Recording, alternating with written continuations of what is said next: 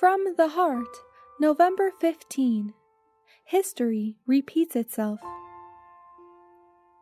For the time will come when they will not endure sound doctrine, but according to their own desires, because they have itching ears, they will heap up for themselves teachers.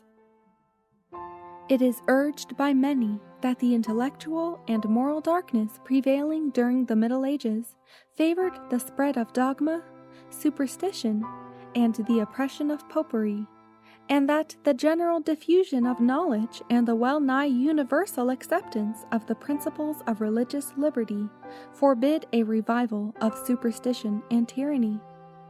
It is true that great light, intellectual, moral, and religious, is shining upon this generation.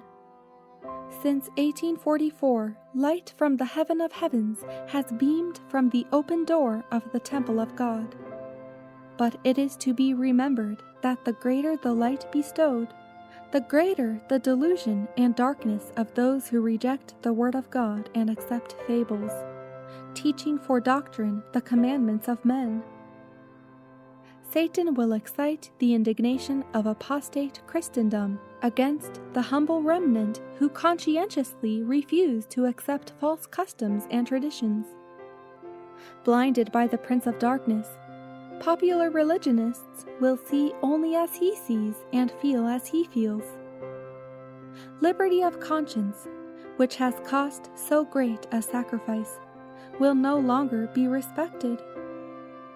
The Church and the world will unite, and the world will lend to the Church power to crush out the right of the people to worship God according to His word.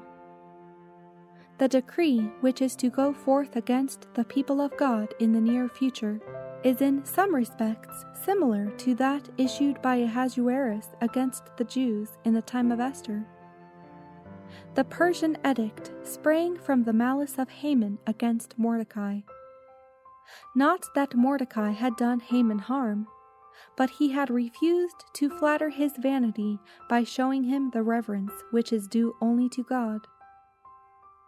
History repeats itself. The same masterful mind that plotted against the faithful in ages past is now at work to gain control of the Protestant churches, that through them he may condemn and put to death all who will not worship the idol Sabbath. We have not to battle with mere mortals, as it may appear. We wrestle not against flesh and blood, but against principalities, against powers, against the rulers of the darkness of this world, against spiritual wickedness in high places.